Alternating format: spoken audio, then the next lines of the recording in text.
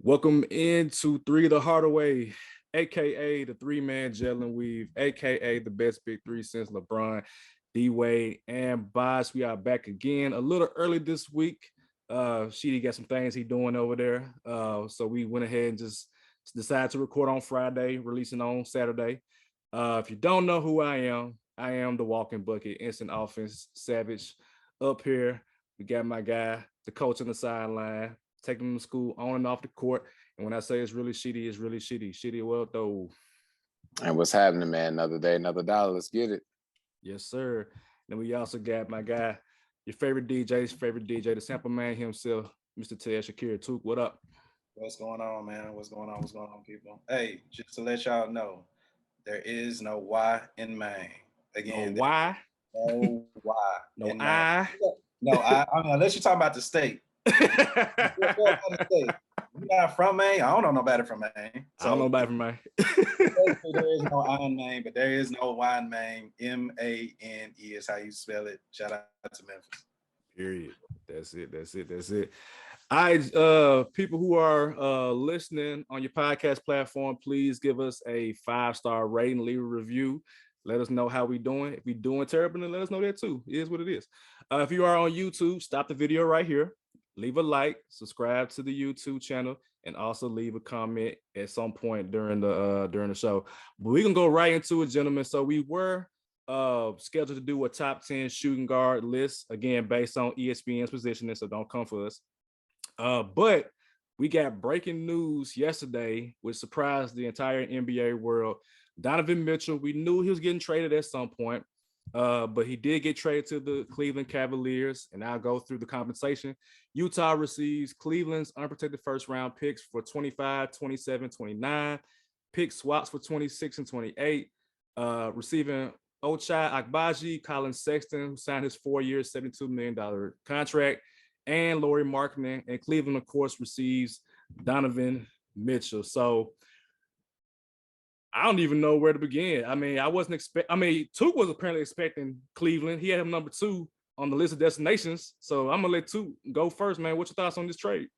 I absolutely love this trade, brother. For one, I feel like, of course, they say the best player, the team that wins is the one that got the best player. But I think they really got that and hit that right on the head. First off, Donovan Mitchell, we talked about him a little bit on the last podcast, and I said that if he's in a role to be number 2, he's going to thrive. You know what I'm saying? And the list of teams that I had, based on that, because we know he wasn't going to stay with the Jazz, I had the Raptors at my number 1 spot. I think he would have fit in quite well with the Raptors. Then I had the Cleveland Cavaliers, and the reason why is because, one, he's still only 25 years old. He's still relatively young, but he know how to drop a bucket when it needs to be dropped. He knows what to do. He's a veteran in putting the ball in the hole, and he regardless of the talent that Utah wasn't able to fit him around, outside the Rudy Gobert's offensive player. I get that, but Utah didn't really get talent around him. They was always injured. Always injured, couldn't get over the hump. But Donovan Mitchell is a hell of a player. That 25 points a game coming to a team that got Darius Garland, who be, option A probably on this team, who have the ball in his hand. Cool. You got, option 3, who some games would be option 2, Evan Mobley. Like, you got a small backcourt that you would have had if you would have went to the Knicks.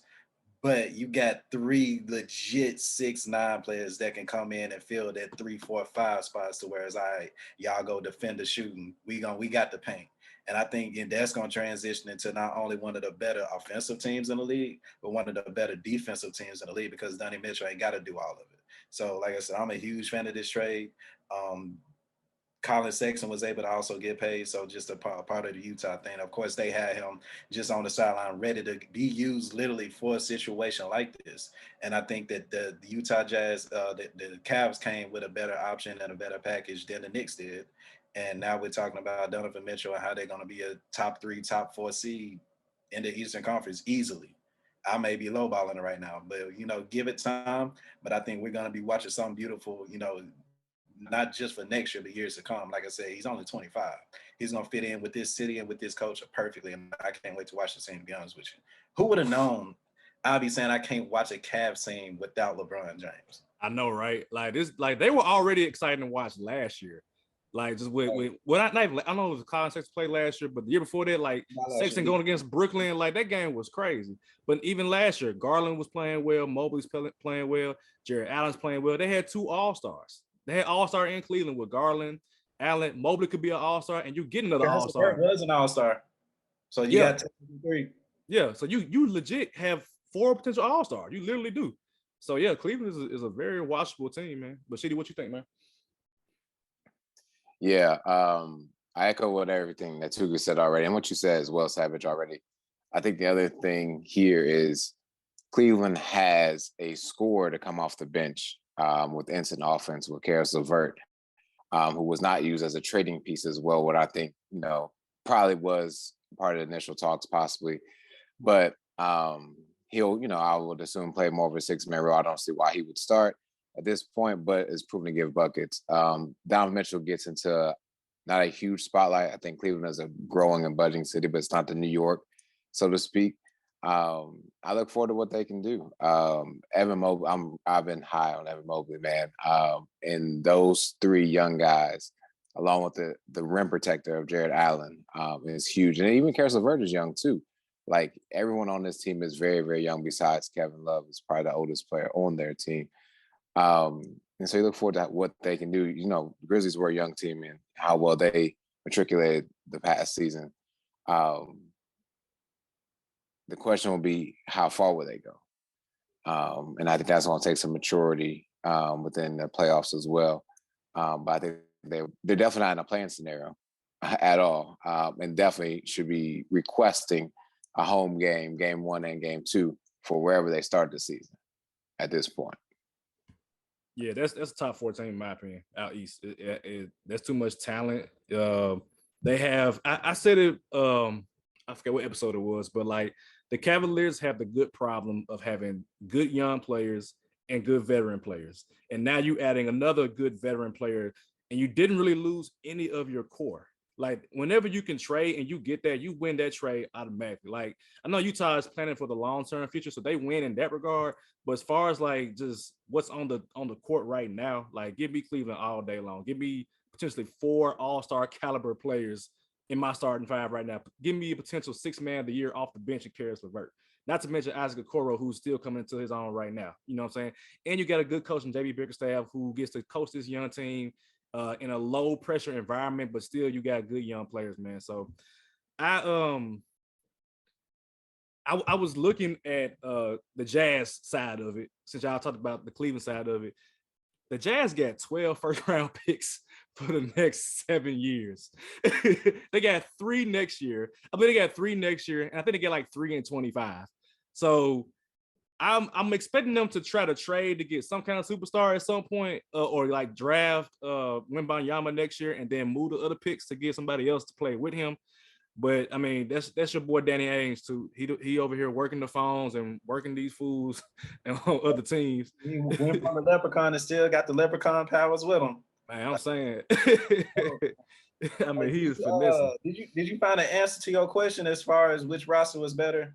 You actually didn't agree with me last night. I thought that was Grizzlies and Cavs. I mean, I said with no injuries, obviously, including like Jaren. Jaren's hurt. He out for a couple months. I'm still, I don't know, man.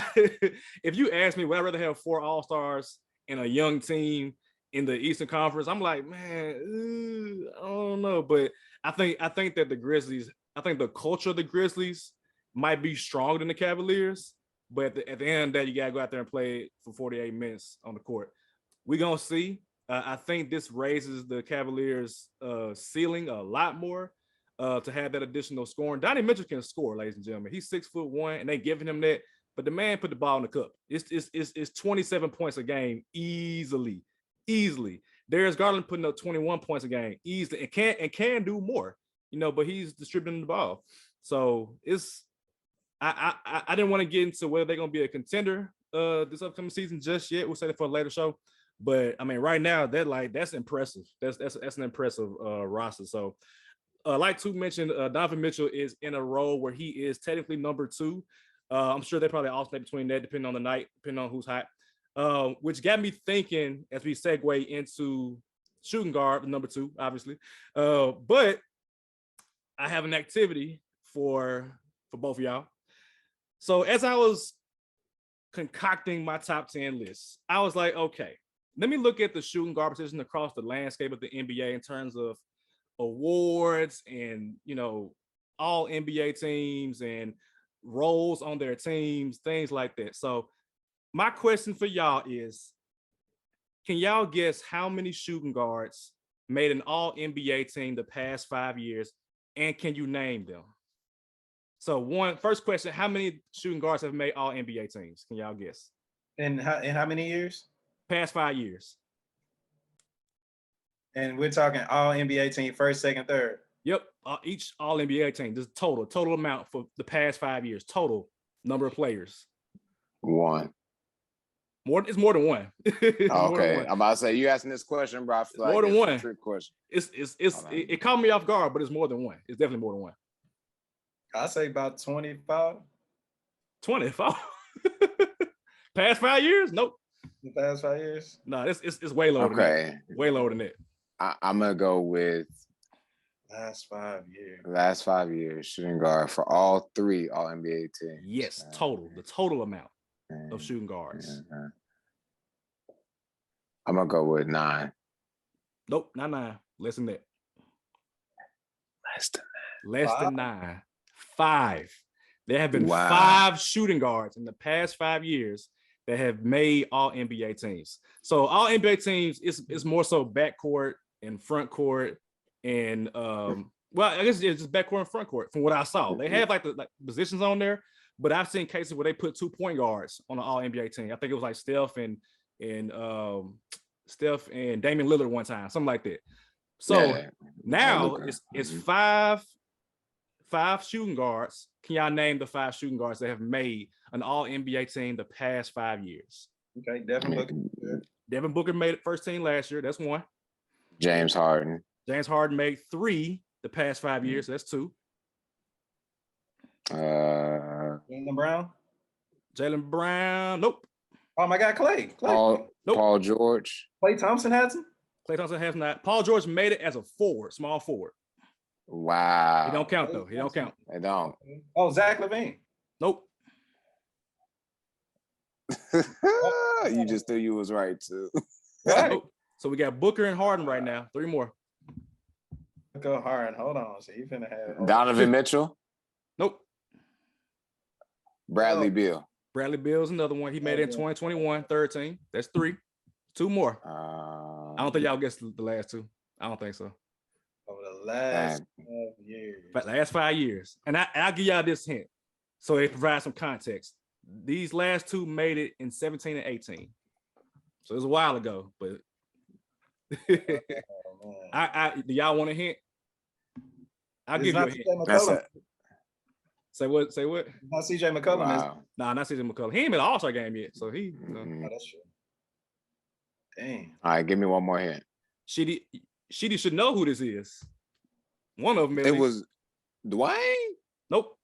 I'm finna say. Hell, I'm about to say. You are getting warm. Pun intended. Jimmy. Nope. Victor Oladipo. Oladipo. He made it in 17, 18, made 3rd team. Now you got 1 more. That's true. Oh, wow. 1 more. This player is no longer on this team anymore. Oh, that helps. So you got Booker, Beal, Harden, and Oladipo. This player was a beast this year in the regular season.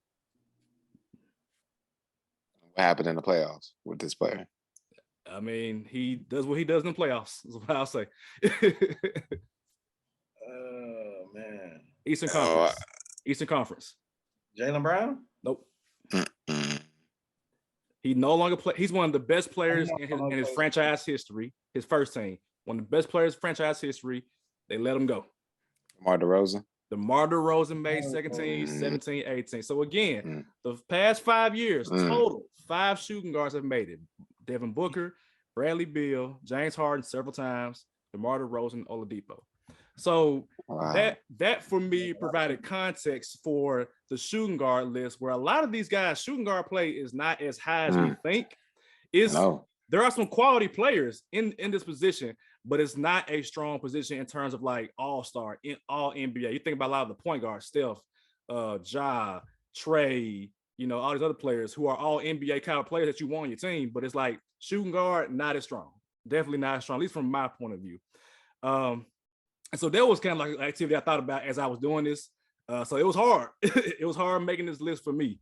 One more thing that I did kind of want to point out to was the All-Stars last year for the Western, the Western representatives, I should say. I know they picked like a pickup game, but so you had Steph, point guard, Ja, point guard, Devin Booker, shooting guard, Donovan Mitchell, shooting guard, Jonte Murray, shooting guard, and then CP3. Mitchell and Murray are no longer in the West. So that opens up 2 spots for 2 other Western shooting guards. And we'll get into the Western shooting guards in the list at some point.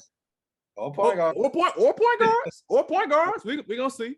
I don't know if they're going to bring in 6 point guards from the West, but hey, it's a conversation for another day. We had a talk a while ago, and let's be real, how I thought it's going to be 5 starting point guards eventually. It might be. It might be at some point. It's going to get there. So without further ado, I've done enough talking. I want to hear y'all's honorable mention first. Let's go around and do honorable mention for shooting guards. Whoever wants to take. You got that first, bro. All right, sorry guys, I'm on my phone, so let me pull up. All right. So honorable mention for me is one of my honorable mentions, I should say, is Desmond Bane. As honorable mention for shooting guard. I think that this upcoming season, we've already talked about how Triple J will be down for a considerable amount of time. And I think can carry this team, but how well he can carry this team with the help of Desmond Bane. I think Desmond Bane takes another step up this upcoming year. I think this is his 3rd year, and I think Tuca's always told us on the 3rd year with guards, we got to look out for him. So Desmond Bane, to me, is a player, shooting guard, to look out for. The other one that I picked as well, talked about him a little bit last week. But again, this is all about Tuke right now. If Tuke's promise for this team to make it to the playoffs happens, I think it's going to be because Anthony Simon steps up as well in a huge way for the Trailblazers. He's going to be one to look out for. He's just got a contract. Now he gets to play with Dame a little bit more because he didn't have him, last season or whatever, kind of like his own team. And let's see how he kind of works this with Dame and Grant down there. A little bit healthier Trailblazers. Again, playing team for me, but we got playoffs here with 2. So I got Anthony Simons and Desmond Bane for 2 honorable mentions to look forward to next season. All right. The first one, going ahead and get mine out the way. I've been raving about him the last couple of pods, so I guess one more time shouldn't hurt, right? That's my guy, Jonte Murray. Unfortunately, he's been labeled as a shooting guard. By whatever reason, by ESPN, we know he's a point guard. He's not on your list, too? He's not on your list? He's not on my list. Okay. All right. It's hurt me, but the least I can do is give him honorable mention because I know he's going to have a great season. I know he's going to ball out. Just got to know how him and Trae Young going to click, you know what I'm saying, before I declare him in the top 10. But Jonte Murray, you got all the respect in the world for me. Another one would be your guy Van Vliet. I couldn't put Vliet in my top 10, but he averaged 20 points a game last year for Toronto, and they were a top 4 seed. All-star, too. All-star. Mm-hmm. Hit me, all-star. So I couldn't put him in my top 10 for sure, but still wanted to show love to the Eastern Conference guy. You know what I'm saying? Still got Toronto in the playoffs for sure. So, and he'll be a reason why that happens, averaging 20 points a game. So definitely got to give my flowers what they do. So I like Sheedy, I had Anthony Simons on my list. Again, walking bucket, literally. I look forward to seeing him in a role where the team is much better. He had that to some extent when McCollum was there and they were a better team, but now you're in that starting role and now you're expected to be one of the leaders of the team. The man looked like he about 16 years old, but I swear he like, 24, 25 now? He kind of up there in age now as far as like being a veteran on the team. So Anthony Simons was one. And then I know, Tuke, you had Fred VanVleet. That was one of my original ones. But I went with Lou Dort for Oklahoma City. I think Lou Dort he's a lockdown defender on the perimeter, improving his jump shot. And I was hoping to see Chet play with OKC, for the upcoming year. But the injury in the Seattle Pro-Am kind of threw things off with that team's trajectory. So one could expect him to have to step in and contribute offensively and defensively for the Oklahoma City Thunder alongside SGA and Giddey and all those players. So I had Lou Dort as my other honorable How many mention. points you see he can average? You think he can average? I can see him in the high teens, like 18, 17 points a game. I think kind of like the mold of like Drew Holiday, where it's like a big guard that can still get his buckets, but also lock down your best player on the other end. I think it's about opportunity for him. He just got to get into a winning situation, and he got paid this offseason. But if you put him on like another like a contender, he gonna be very valuable, I think. And I think right now it's kind of like, and the team ain't good, so you just kind of padding your stats. Kind of like Drew Holiday, like early Drew Holiday with the Sixers. Like it was like you padding your stats with the Sixers right now. With half the stats, and then he came up to the Bucks, and now you're a championship. Now Yep. I got you. The exact same mode. Yep, exact same mode. So, all right, those are honorable mention. Let's get to the list, gentlemen. So, Sheedy, you want to go first? Well, that's fine. I got us. Let me pull up my list again. All right. Can y'all still see me right now? We good? Yep. All right. So at number 10, this person, I think if and when they are healthier, can rise a little bit higher in this list. And again, if this team that Savage has chosen is to make it to the playoffs, I think it'll be also because Zach LaVine is ready to go and get back to where he can be. So I got Zach LaVine at number 10. I have Van Fleet actually at number 9. What he did for the Raptors this past season up until he got hurt was just tremendous. At his size, his stature, and still scoring incredible is enough to say, up there with Gary Trent as well. But the Raptors went as far as Van Fleet can take them as well. But scrappy team nonetheless. Now, I mean, for those that are listening, this list is based upon how I felt they did last year and how I feel like they have to prove things going into this year. So I say that to say, at 8, I got DJ Murray. I think that if the Hawks are going to be a playoff team, that DJ is going to have to fit in that role. To your point, took a little bit earlier than later. I think he has the potential to do so, especially when you watch those Spurs games. I know it's not the same coach, but, he did carry a team pretty much by himself. And now he's going to get more than enough help there. After him, at 7, I got Donovan Mitchell. Not a top 5 for me at shooting guard. And so I'll just leave that conversation there because I know it's going to come back up with Donovan Mitchell. Great player, can score, yes. Yeah, you're right.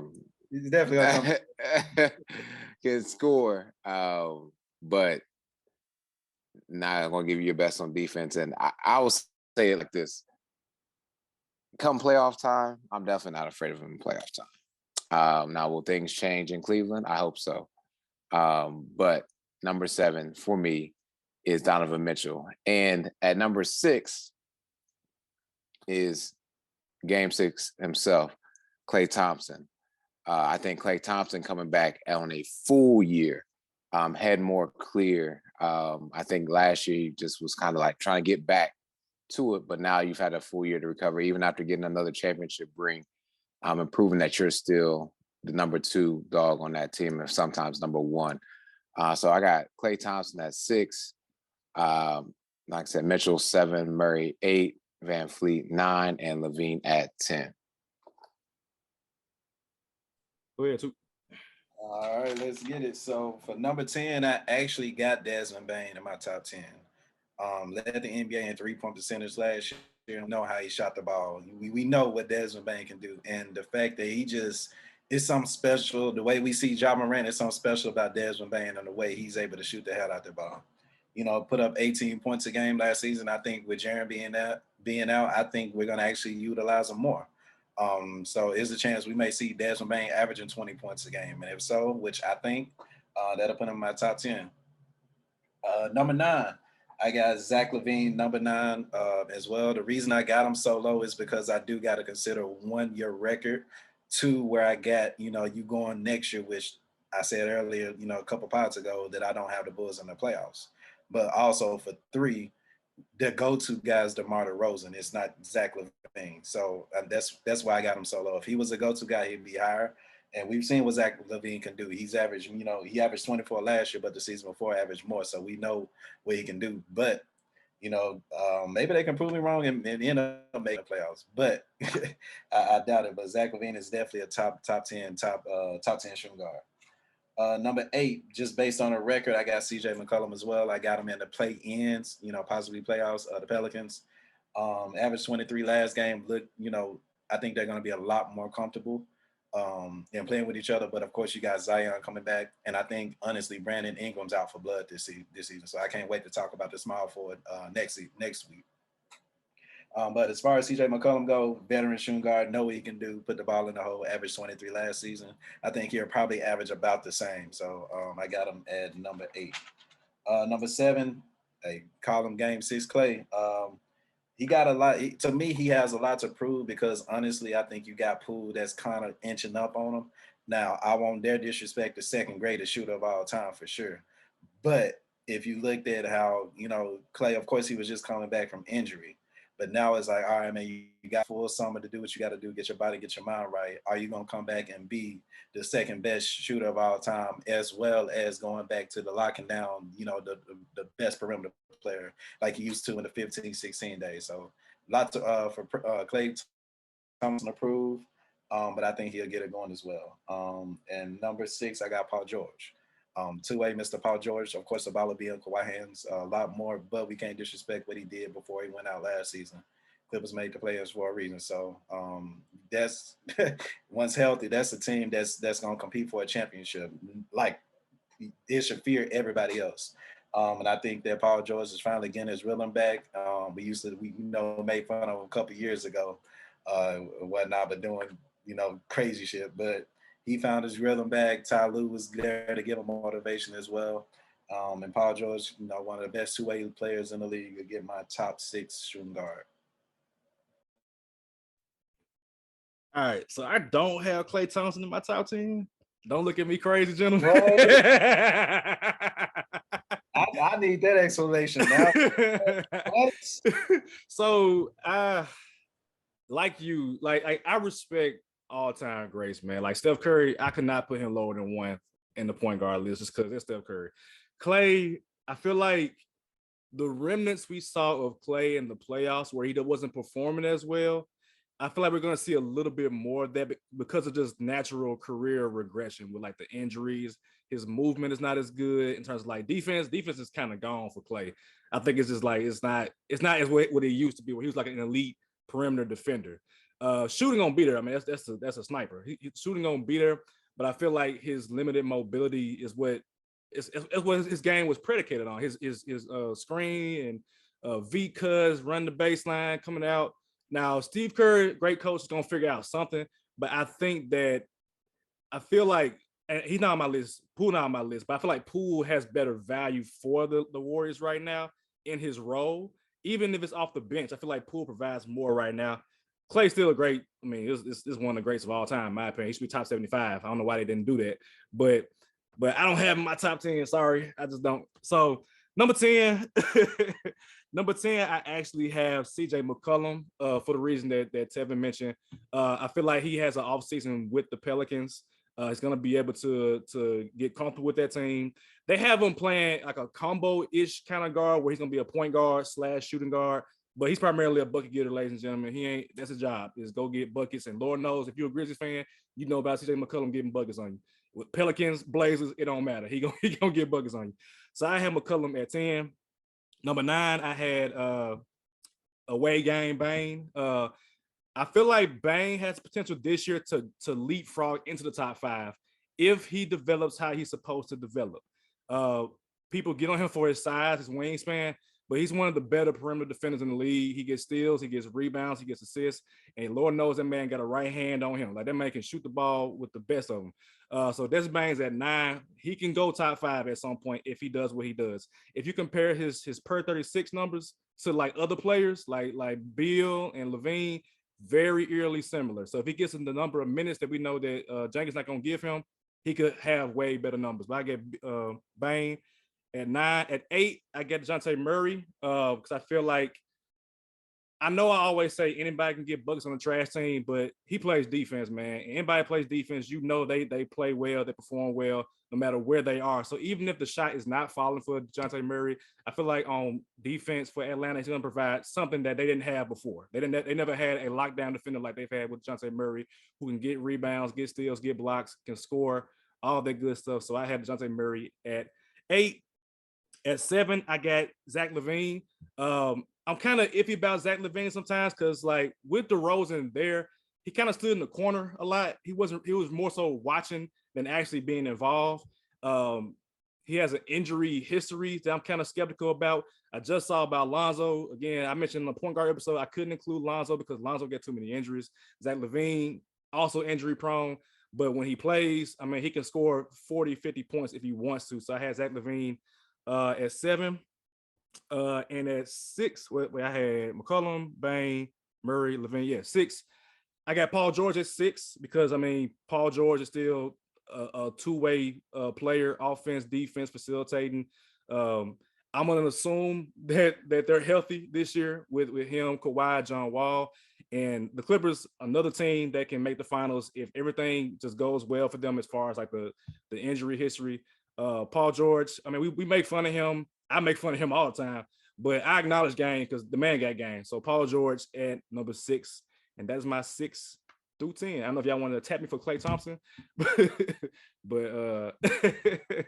I ain't got nothing to say, man. That man is the second best shooter of all time. I agree. I definitely agree. He said he's just not making this list He ain't making right the list, now. man. That's all he said. He ain't making the list. Well, I do understand, you know, watching Jordan Poole, you know, kind of explode from nothing. Mm-hmm. You know what I'm saying? Because I was somebody that did watch the games when they were losing, but I was telling y'all, like, George, you know, Jordan Poole, Juan Anderson was balling out, you know what I'm saying? So Warriors had a bunch of young players, right? Mm-hmm. But as far as Jordan Poole go, I think the way that he'll be able to facilitate in that second unit, I do understand why you think that he'll have value in Klay Thompson as well. So, of course, he averaging 18 a game, but I think his assist numbers as well. And I would love to see Jordan Poole get him more playmaking positions. But I think Klay defensively, if he's able to just get back to at least 80% or 90% of what he was offensively, I kind of think the value for Klay kind of goes like this to Jordan Poole. But yeah, I mean, both a 4-time champion. Yeah, I feel like the Warriors are like the ultimate team. They are like the sum of their parts. Like everybody is better because everybody is together. Like literally strength of numbers applies to the Warriors to where like Steph Curry is the best point guard in the league. Klay Thompson, in your opinion, is top 10 shooting guard in the league. Draymond is a top, you know, power force, whoever he is in the league. And it goes across with everybody. So that's just good culture right there, man. It's when you are maybe not as good as people think you are, but because of the team around you, you were just like, you know, way, way better. What's funny is because I think like the perfect mix of Sean Livingston and Nick Young would be one. Yeah. You know what I'm saying? I think the Warriors know their system. They go out and get like stretch four and just different players that come back and just complement the system, and they just keep going back and forth, back and forth. That's why they're so great. Like they know their system. Yeah. And it's beautiful to watch on the court. Facts. All right. 5 through 1. Sheedy, what's up? What you got? I remember my 5.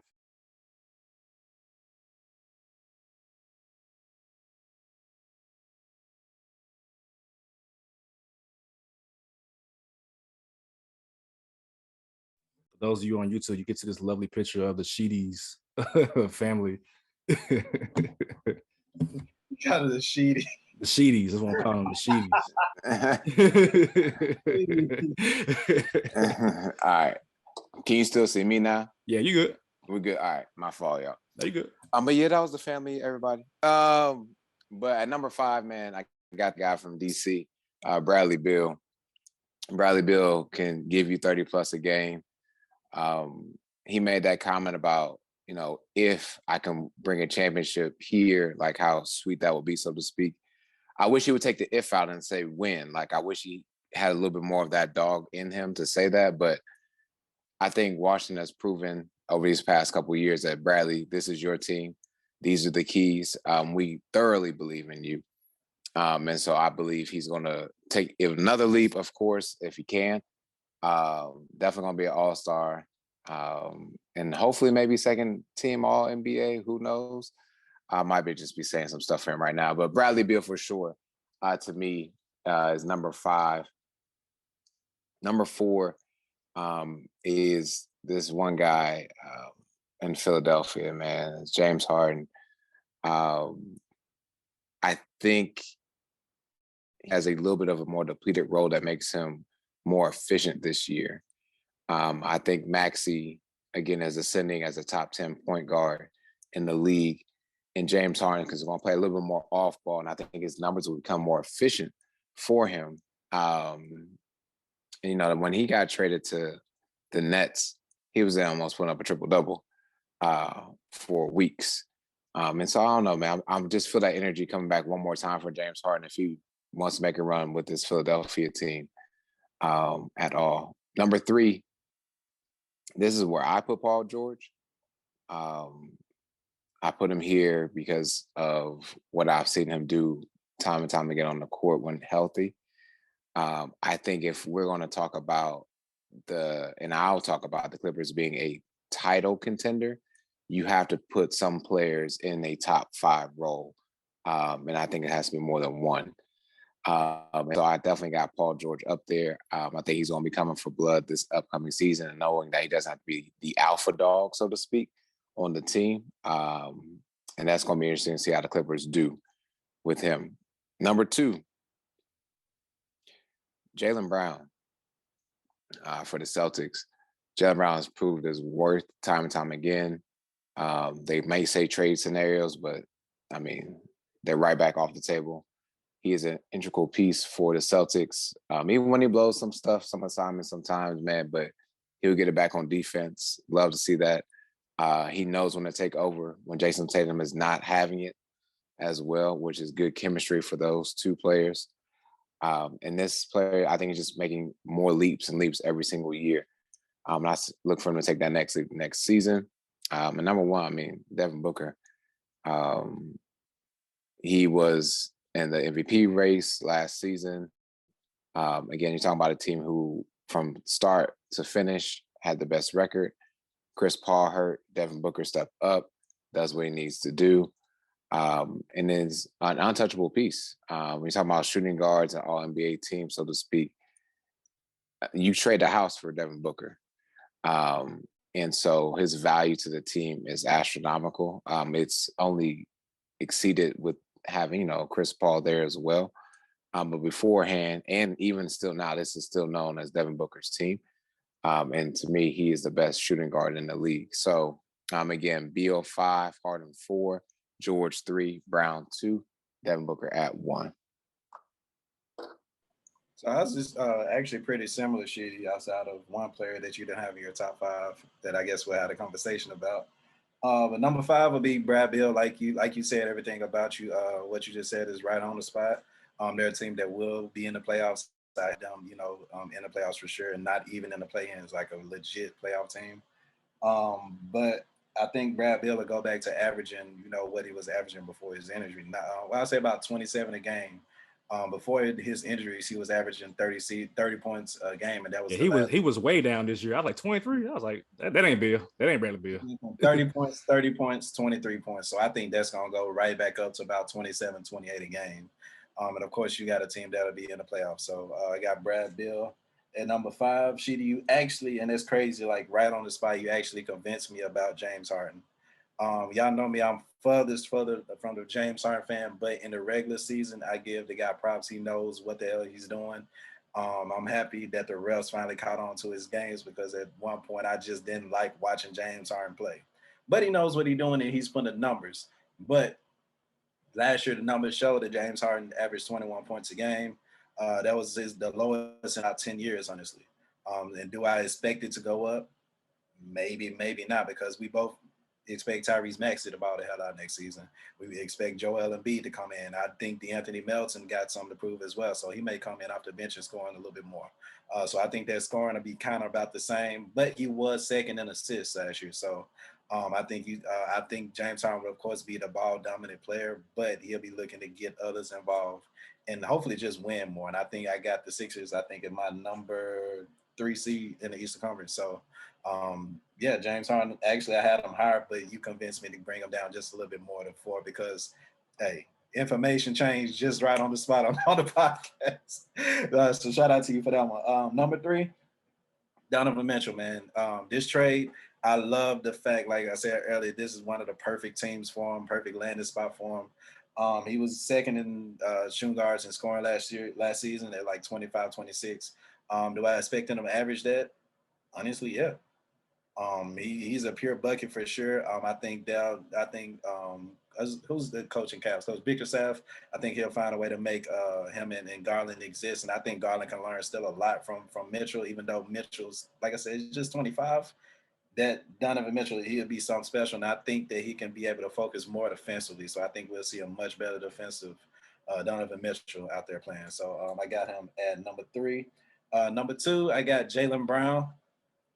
Jaylen Brown, to me, we can debate this all day, and I love the debates, but to me, he's the most important Celtic on the team. Of course, a lot of people would say Jason Tatum, but it literally took Jason Tatum's playoff, run this season for me to say, all right, Jason Tatum, I see why the Celtics are growing through him. But if you were to ask me who me personally, Jeff Shakir would want to build a franchise with outside, between Jason Tatum and Jaylen Brown, I'm going Jaylen Brown because he is that offensive dog. He's going to guard the best player on the other team, and he's going to average 25 points for doing it. And I think because Jason Tatum is on that team and the Celtics are going, running through him, I think that kind of diminishes offensive abilities as well. Of course, you can do better of, going left a little bit more, like, the critics say, which is true. You can definitely go left and, do a little bit more, consistently in a post, but still you averaging 25 a game and you guard the defender's best player, the other team's best player. If that's not, what a shooting guard's supposed to do, you know what I'm saying? I don't know what to say. So again, Jaylen Brown, number 2 for a team that I got finishing number 1 in the Eastern Conference next year. And of course, the guy number 1, the guy that's on 2K. Hopefully, he continue to 2K good luck, if you will, with Devin Booker. Before the guy Chris Paul, he's somebody that literally put up 70 points in the game. Still lost, but he put up 70 points in a game, and I think that's something that you have to just continue to nurture. And we saw that last year, and Devin Booker finally coming into his own. Like, we was having discussions on whether Devin Booker should be MVP of the season last year, and I think that he's going to continue to go into next season with that fire. But for 2, you just got your ass humiliated by Luka Doncic. You were number 1 seed and y'all got humiliated. I think if you're gonna embody the quote unquote spirit of Kobe, you better come back and kick some ass next season. I need you averaging damn near 30 points a game next season, to be honest with you. I know DeAndre Ayton just got paid and everything, but you are that guy. We calling you the number 1 shooting guard for a reason. Go out there and produce, bro. You know what I'm saying? And of course, it's a regular season thing that we're doing, but I need you to produce in the playoffs, dog. If you're gonna embody the spirit of Kobe, you got to show up, bro. My number 5, I think we all got Bradley Beal at 5, so that's a good job on us for understand that Brad Beal is a top 5 shooting guard. When Brad Beal is right, he's right. And I think the Washington will be a better team this season. And so I ain't got to rehash them with Bradley Beal. We already know what to expect from him. Number 4, I had Donovan Mitchell. He moved up into my top 5 when he got traded, because I'm like, him in that role with Garland, these other 2 interior defensive bigs, is going to do wonders for him, because he might not see the best defender every night, depending on who they're playing. Because somebody got to guard Garland, somebody got to guard Caris LeVert, somebody got to guard Donnie Mitchell. So I had him at 4. He's 6'1", quote unquote, putting up 27 a game with ease, man. So give me Donovan Mitchell at 4. At 3, I got Jaylen Brown, because Jaylen Brown is the straw that stirs the cup, in my opinion. for some reason, they clown Jaylen Brown because he can't dribble, but the man keeps scoring 50 on people, like 50 and 40. He gave Miami 40, right, Sheedy? If I'm not mistaken. I mean, and Miami is a defensive team. So Jimmy Butler, he ain't no slouch. You know what I'm saying? So Jaylen Brown, like Took mentioned, I prefer Jaylen Brown because of what he brings on defense. I feel like if he ever had the opportunity to reach his potential, he could be a Scottie Pippen remix. He's tall, he can play defense, he can score when he wants to, just got to learn how to effectively dribble the ball. But like I said, the man can put up 50. He gave the Grizzlies like 40, 30 points in the first half, something crazy like that a couple years ago. So yeah, give me Jaylen Brown at 3. I debated if I was going to change my top 2, but I'm not. I got Devin Booker at 2 because Devin Booker is, best player on Phoenix, even though Chris Paul, I feel like, is the reason why Phoenix is so good in terms of like being stable for that organization. Phoenix is a very unstable organization, in my opinion, because of DeAndre Ayton's situation with his contract. They didn't want to sign him, but they signed him anyway. It's kind of weird. They wanted Kevin Durant. Why do you want Kevin Durant when you got Booker, CP3, and Ayton? I don't know, and Mikal Bridges. I want to see Booker at some point long-term without CP3. I'm unsure as to how that looks long-term without CP3. Chris Paul is like 37, 38 years old. He's getting up there. You can almost expect an injury at some point from Chris Paul. So if the Suns so happen to lose Chris Paul at some point during the season, which I expect, and Devin Booker is leading this team, because Devin Booker, he's a great playmaker. He's an underrated defender. He's the best post scoring guard, in my opinion. Like his post work, his feet work. If you have not watched Devin Booker in the post, watch Devin Booker in the post. He's one of the best players I've seen do it, as Took mentioned, with Kobe. You know what I'm saying? So Devin Booker is number 2 for me. I got James Harden at 1 only because I feel like he's super motivated this season. He's lost weight. He played well with Philadelphia when he got traded there. I think I had his stats: 21, 10, and 7 since he got traded. We all know James Harden can score more. We know that. I feel like with Embiid and just they are a perfect mixture. You can do a pick and pop, pick and roll. And I feel like Harden, this is the year that he comes for blood this season because he's in a much better environment. It's not toxic with KD and Kyrie. He's happy. Philadelphia fans are going to love him because he's James Harden. He's a great player and he buys into the culture. And so I'm rolling with James Harden at 1 because I feel like this year is going to be a year where he's going to be very dangerous, at least in the regular season. Y'all know how I feel about James Harden in playoffs. I ain't gonna get into that. But regular season, James Harden. Regular season, give me James Harden at number 1 because I feel like I feel like this is the year where he like bounces back. I feel like this is a bounce back year for James Harden with Melton, with Maxey, with Embiid, and Tucker, who he's familiar with from his time in like Houston. So I got James Harden at 1. So 5 through 1, I had Bradley Beal, Mitchell, Jaylen Brown, Booker, and James Harden. Way to be different, brother. Yeah. I like the James Harden that one. That was maybe not as hard as it shouldn't have been as hard as you thought it was, man. I think James Harden at the number 1 shooting guard is something. He's motivated, like you said. And like I said, even in this role, I think he'll be more effective. Yep. Efficient. Yeah. Exactly. And I think that's what really elevates him to me. So I clearly rock with the 1. That's cool. Right. And before like literally the pod, like I had him at number 2. You know what I'm saying? But I just thought about it. It's like, how much more do you expect James Harden scoring average to go? Like, if he were to average the same amount, would you be able to say he's the number 1 shooting guard in the league? You know what I'm saying? Yeah. But that's kind of where I was with it. But hey, I know we all know what he can do in the regular season, but it's the playoffs that matter. Playoffs, he be number 10 or honorable mention in the playoffs. Something about that change of the count. That hurts him, man. Unfortunately. Mm-hmm. So, were there any shooting guards y'all had a internal struggle with putting in the top 10, or just like for any reasons why you didn't include them in the top 10? I was going to put CJ McCollum in the top 10. It didn't really come to a rhyme or reason why. I just felt like everyone else that I chose was going to be better. I can see why I could have changed him out, but CJ McCollum, to me, I agree, will be a top 10 player. And if the Pelicans are going to make some noise, him and Brandon Ingram are going to step up. And then Zion, I think, doesn't need to give you too much, but we've seen Zion give you enough in JV. So I think that was the one thing for me was trying to fit in. Where can I put McCollum? And I left him off, but I'm gladly y'all didn't. So there we go.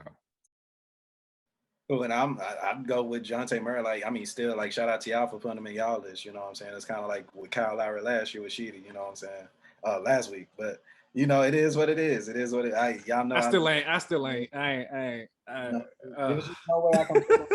I can't. Hey man, he's going to prove it this season, man. You know what though? What I feel like that's comparable to James Harden though, because I mean, when Kyle Lowry is right, he's right. Like I acknowledge that because I have caught him top 10 when he was in Toronto, but last season he came back thicker than cold grits, man. Like no, he averaged he got the most points. He's a scoring leader for Toronto. Mm-hmm. Kyle Lowry, that's crazy, right? Insane. Another player. Also, we got to give a shout out since we're talking about shooting guards. RJ Barrett just got paid. Shout out to him getting paid. Average 20 points a game. Unfortunately, we just don't have the Knicks in the playoffs. You know what I'm saying? And I actually like RJ. I feel like if RJ was somewhere else where it's not New York, I guess, where it's like basic, I feel like he'll be a much better player. Like if you for some reason, a lot of the number 2 guards, and actually let's get into this because I had one more thing that I had written down. How many of these these 2 guards are actually number 1 options? Like just from y'all's list, like how many y'all would say is a number 1 option? I'm like, Booker number 1 option, I feel like, but technically James Harden, but he got Embiid number 1 in my opinion in that role. Yeah, I will say, but if he was back with the Rockets, that he'd be number 1. That's fair. Okay, yeah. That's right. That's right. I mean, that's right. Donovan Mitchell won't be option number 1. Bill. Bill. Do you think he's better as number 1 or number 2? Who, Brad Bill? Yeah. No, that wasn't a question, Savage. Well, okay. So better question. If you had a team and you like, this is my number 1 option, are you comfortable? For Brad Bill, my number 1 option, yeah. I am comfortable. Okay. I'm gonna go through my list. You got a legit top to bottom good team around him now. Jaylen Brown. Yes. As number 1 option. If y'all gonna build a team around him, why can't he be a number 1 option? Because I still want that defensive dog. You know what I'm saying? And we still don't know how good offensively Jaylen Brown can be. That's why I want him removed from like Boston to go somewhere else where he is. Because we had 2 years of Scottie Pippen as number 1 option, and he was damn near an MVP candidate during those 2 years when Jordan wasn't there. And I feel like Jaylen Brown needs that to get to that next level. And so I actually expect him to be gone within 2 years, honestly. Said Miami. Got a nice jersey for him. I fully expect him somewhere else. If Oladipo don't work out. Don't get me started on the Memphis train with that. It's been 3 years for me. 4 years for me. It's been 4 years since Jaylen Brown 50 Grizzly. I am with it. I am absolutely with it. President of that fan club. One player that we didn't mention is Scary Terry Rozier. I debated, but Charlotte, they're not gonna make the playoffs this year. Right. But in his role, he's kind of like a poor man's Fred VanVleet, where he can put up 30 points if he needs to. He's a pest on defense like Fred VanVleet. But losing Mikal Bridges, obviously for his reasons, amongst other things. Idiot. it kind of deterred me from even doing it, but I consider him. I looked at his stats just to see what was going on, but I was like, nah, I can't do it. I can't do it. No, but he's like, to your point, he can give you 20 on a necessary night. He's going to be feisty on defense. He'll also, guard the best guard or, smaller forward as well. Mm-hmm. I think he's not undersized, but underappreciated. Yeah. In Charlotte. And, some people, try and cut some deals earlier. They're going to wait till his contract is up now because they paid him a lot of money. Mm-hmm. But I like Scary Terry, man. I don't know where he goes next, though. I know Charlotte can be the stopping point for him. Right. All right, gentlemen, that's the shooting guard list. We have to post on social media again, see what everybody thinks. But next week, We got the small forwards. Anthony Edwards apparently is a small forward. I thought it was Yes, a shooting guard sir. first. I had to check. I'm like, dog, he a small forward. Okay, all right, ESPN. So I felt Took's pain. I feel like if Anthony Edwards was in this list, I got to put him up high. I got Well, to, but he's not. yeah. He's not. So Somebody next definitely be out. week, he's Easy. not. Easy. So next week we get the small forwards list. We're gonna put this episode out a little bit early, so it'll be on Saturday. Hopefully that the listeners get a chance to catch it on the weekend. If not, we're posting it on Monday just so y'all can check it. But yeah, man. So we'll be back next week. Small forwards, got to keep this thing going. Stay safe, be blessed. Peace.